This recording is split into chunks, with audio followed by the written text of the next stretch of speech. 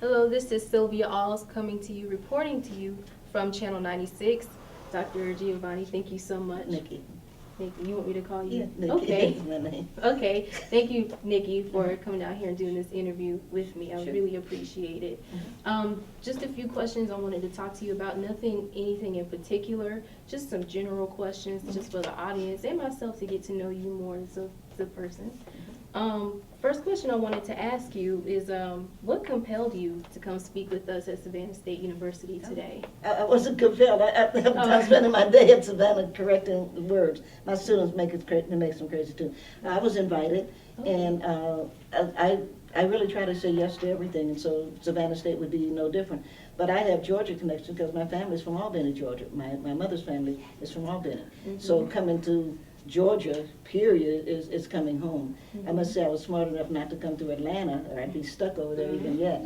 I came through Charlotte, so I got in. But I've been to Savannah State at least twice before. Okay. At least, probably more than that, but I know at least twice. Okay, nice.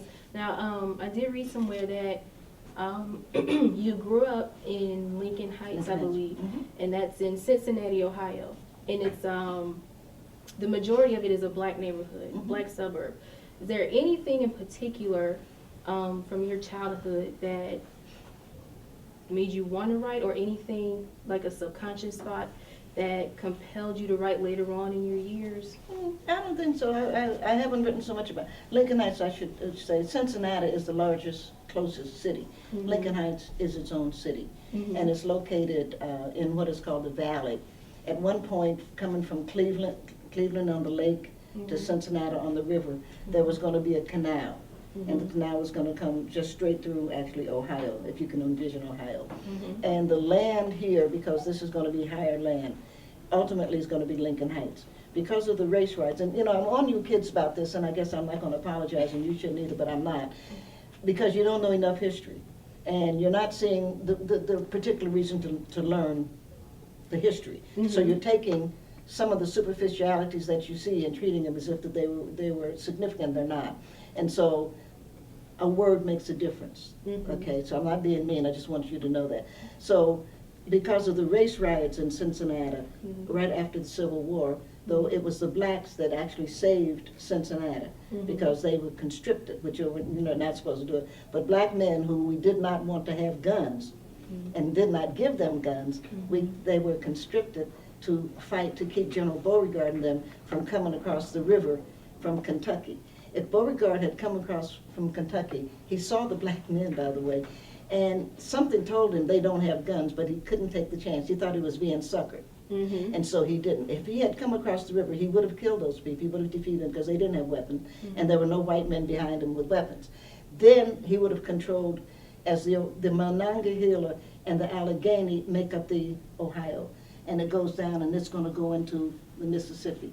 It would have given him control of Indiana. It would have changed the whole war, because then Sherman and them couldn't have gotten down, and the Battle of New Orleans would have been a totally, if you study Civil War, it's a totally different thing. But after the war, because people are ungrateful and crazy, a lot of the white people started to lynch a lot of the black men because that's what was going on at the time. It's just reality. And the blacks needed to flee. The blacks needed to get out of, because we were in the West End. I'm saying we, but blacks were in the West End of Cincinnati. And so there's the West End and there's the river. There's no place to go. So they had to get out. They had to find a place to go. And the only place to go is going to be up. And they went out to what we now call the valley. Land in the valley was a nickel an acre. And a nickel is a nickel no matter how you look at it. It's still a nickel. So for lack of a nickel, people were murdered. And the history is incredible. Yes, it But is. we ended up, people put their nickels together, those who could, and they bought the land that became Lincoln Heights. It is an independent city. Okay. We are also the home of the Isley brothers, whom you should know. Yes, We are the ma'am. home of Harry Rhodes. Lincoln Heights, we have produced a third of the principals of the schools in Cincinnati. Lincoln Heights is enclosed. We have no out, because people are people, because racists are racist. So we are blocked in, so we had no way to grow. And of course, what happened with us was that the General Electric, where you get your light bulbs, wanted to come inland And they needed to come inland because they were trying to find a way that if the Russians, these were during the Cold War now, if the Russians were going to bomb any place, one of the first things you get is the people making those kind of things. And so they decided that the best place to come would be where we are. So they cut Lincoln Heights, they put I-75 runs right through it. This side was stolen from Lincoln Heights. And it became Evendale. It was stolen. The federal government, everybody, they stole it from us. And we're on the other side. So now we're cut off. And that's where to this day, that's where we are. We're cut off. But its own city, its own mayor. And we are mostly black because the nature of white people is they don't want to live there. But we are not exclusive. We are not, there's no test to come to Lincoln Heights. We are not prejudiced. That's some good information you just shared, because and you mentioned something very interesting. Even in schools, when it comes to Black history, they just kind of scratch the surface. They don't delve into what's important. And like I said, you mentioned something interesting, is that the young people today, they look at Black history as something that's not that important. They don't take it as seriously as they should. And the question I want to ask real quick, and I just thought of it, is even down to today, do you think that being a Black rights activist in today's age would have that person viewed as a racist? Of course not.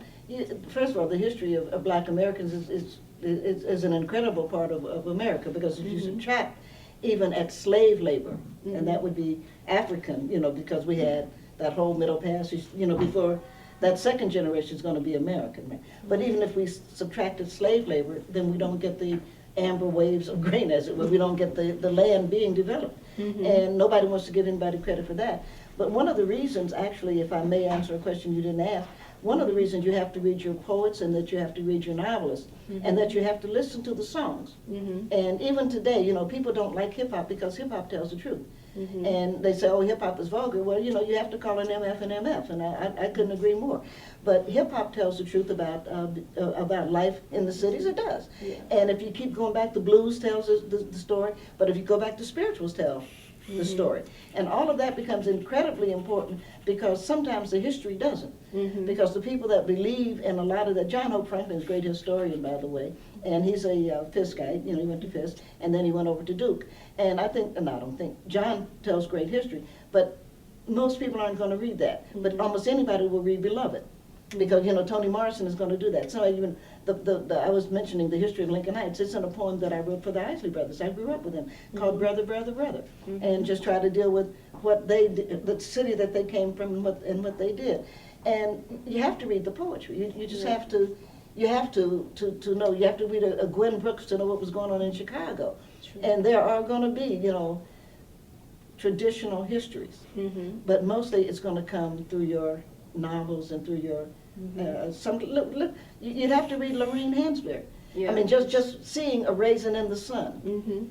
And all of a sudden we're the racists, but that white man comes in, he wants to buy the house because he doesn't want the Black people living in his community. We've never seen Black people try to buy white people out, because we don't care. We are not the racists. We are the people that welcome the people. They're the other people that exclude. So you have to read your fiction. And I agree. Last semester I actually had a class, African American literature, and we studied Lorraine Hansberry. We read Raisin in the Sun. We read about you, Toni Morrison. We read, oh goodness, I can't believe I forgot his name. But we read Leroy Jones. We did. Leroy Jones was in there too. We read a lot of great African American poets. And what shocked me, of course, was that the majority of the class didn't care to know.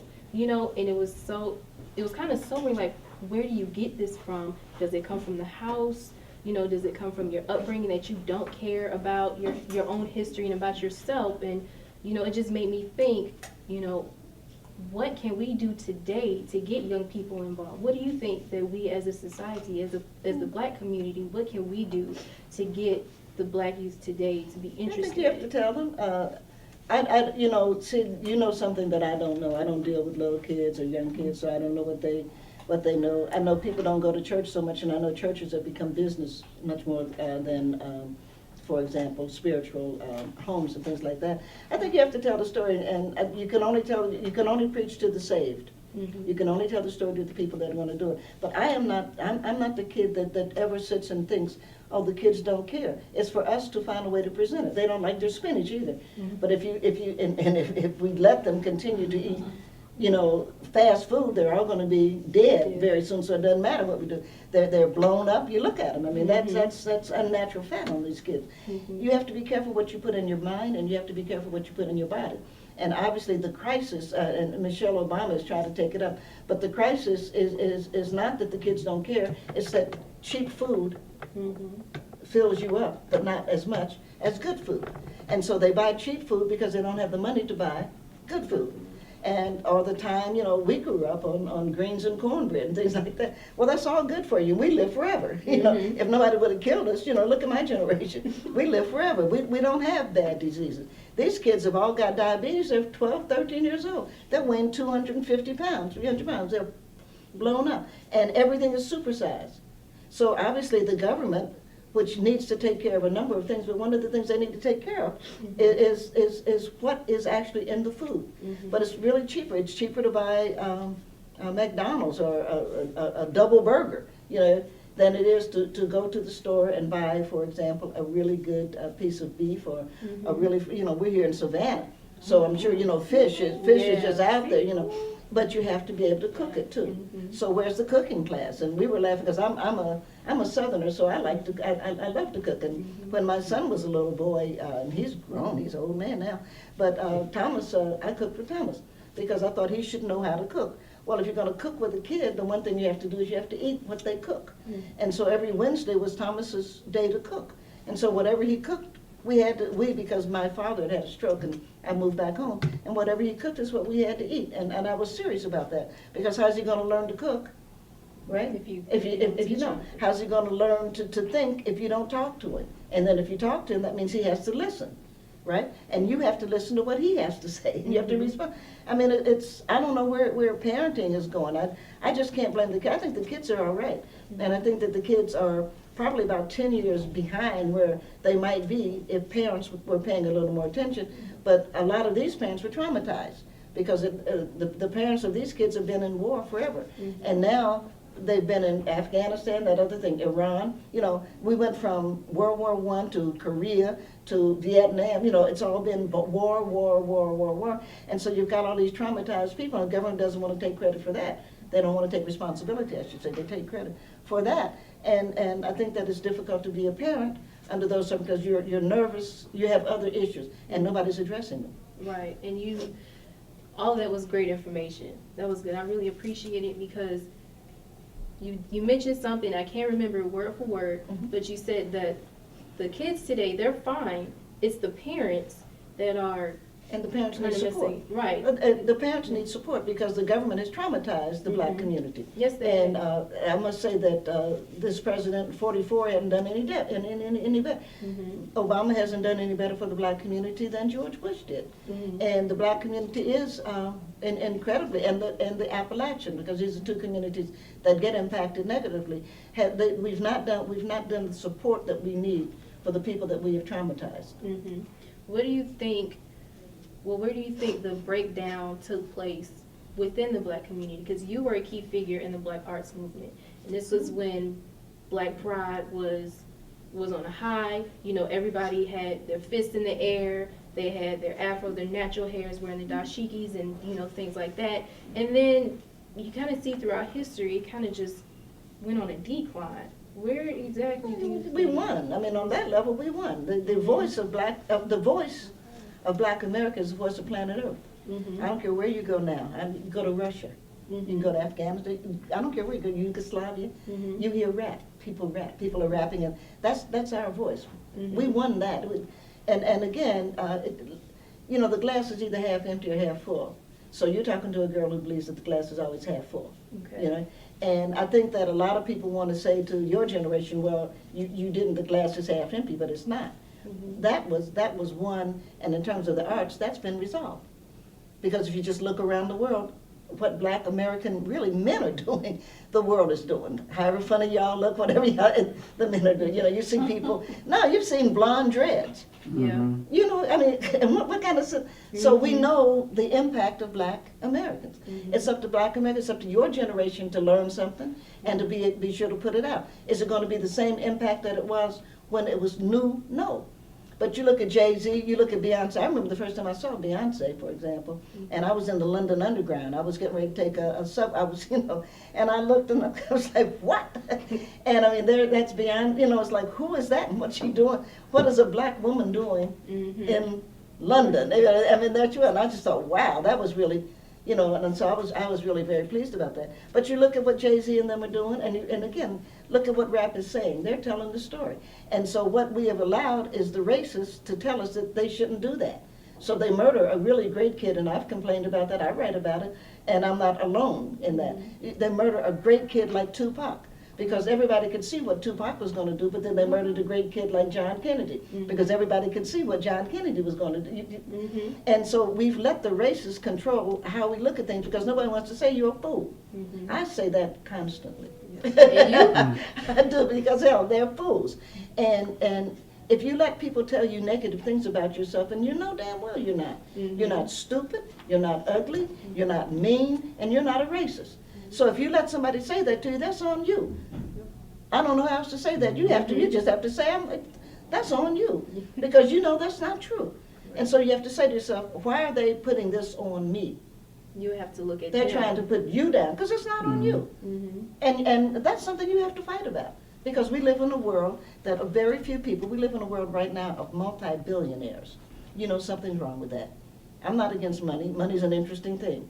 But anybody can tell you a billionaire it's ridiculous. Because that means that somebody doesn't have anything. Somebody doesn't have food. Almost nobody has clean water. And you all took me to lunch. Somebody took me to lunch today, and the girl poured water, and I looked at it for the last. I'm not drinking that.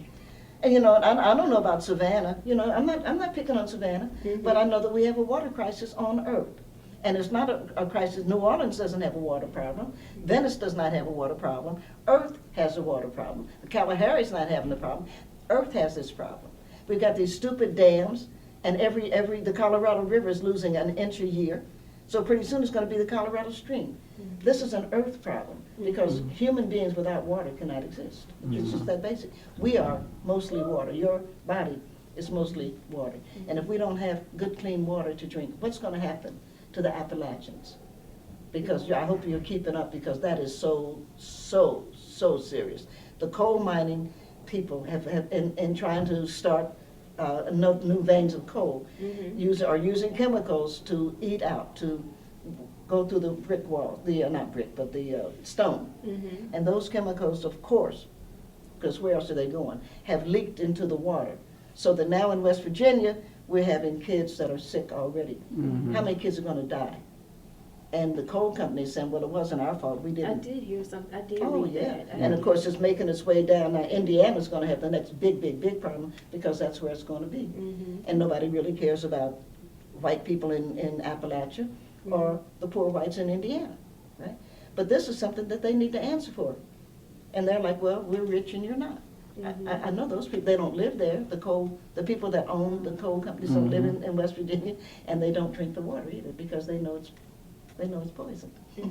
You see what I'm saying? Yeah. And you can't let them say that somehow or another this is your fault, because we need an EPA. We need a government body that actually controls that. Everybody was like, oh, the EPA is just a nanny state. So we've let the racists and the fools control how we look at what the government should do. But I laugh about it because I'm an old woman. But see, I remember when the mail used to come at 10 o'clock. By 10 o'clock, the mail came. Because and I'm 70. So a lot of the soldiers coming out of Korea got into the post office because it was a good job and it's something they could handle. They were being traumatized. War traumatizes you. And all they had to do, and they used to walk. They drive now, but they used to walk. All you had to do was pull it, and you delivered the mail, but the mail came at 10 o'clock. And that made sense. That makes more sense than TSA telling you to take your shoes off. Because if you're going to blow it up, you're not, you know, it's not going to be in your shoes. And, you know, you get sick of all of that, and then you get sick of the right wing acting like there's something wrong with you, saying that the government should do its job. The government is there to protect us, and it should do its job, and Barack Obama should know that. So he's been an incredible disappointment, because he hasn't done enough for the poor and the black community. We're the ones who voted him in. By the way, I'm sorry, you know. By the way, you look great for 70. I look great for any damn thing. Thank you very much. You're welcome. Just one last question. You've accumulated so many accolades throughout your life, so many awards, and just things like that. What or who keeps you humble? Well, I'm sane, you know, and I've always valued my sanity, and I enjoy my life, and I do what I started out being what I am, which is I'm a history buff. I really love it. I was a history major at Fisk, and I like to tell the stories, and that's what I do. And so I have to enjoy it. I seldom find myself in a place that I'm not comfortable, you know. But I like to remind people, you know, life is interesting, and if your kids buy into, and that's all of you, black and white. I teach at Virginia Tech. We're a predominantly white institution. All of the black people on campus speak to each other because there's so few of us. That's the truth. And I like Tech a lot. But it's just very important that we try to show the younger generation, you know, number one, you have to be sane. You know, that sanity is everything. And number two, you have to keep asking, what's the story? You just have to keep asking that, because we can, you know, I can share some things that I know, and you know, I'm sitting here right now and I'm enjoying talking to you all, and when you get tired, you get up and walk away. But I'm hoping that the next time something comes up, or you look at something in the paper, whether it's this crap with the water, because this is very serious. This is incredibly, and especially for we who are women. It's important for men, but men don't have babies, men make babies. And we who are women deal with water in a very, very different way. And I can't think of anything, I'm very, very fortunate, my son is healthy, but I can't think of anything worse than you have a baby, all that you go through, and then the kid comes out, he's blind, or his brain is outside of his head, and he's gonna die in a couple of hours, or, you know, and poisoning your water is a part of it. So if for nothing else than women, we have to be aware of the world in which we're living, because we are the life givers. We are the ones that carry that, and we are the ones that are going to go through a lot of, you know, having babies is not, I never did say people had two. Didn't you remember how the first one? But you said, how did I stay humble? I mean, humble is not like, oh, really? Because I'm smart, I am good looking, I am articulate, and I'm a good writer. And that's who I am. I don't have a weak personality, so I don't have to browbeat you or, you know, try to be something that I don't. I know how to stop and get my own coffee. I know how to open my own door. I'm not a fool. And so I enjoy my life, and I think that I'm a human being like anybody else. I have to stand in line to get my movie ticket like everybody else. And it just makes sense, you know. Anything else is going to make you crazy. And I never wanted to be crazy. I just never did. Well, thank you, Nikki. Thank you. For doing this interview with me. I really appreciate it. Thank you. Yeah. This is Sylvia Alls reporting to you from Channel 96. Thank you. Now you're going to have to cut that way down, aren't you? I'm sorry.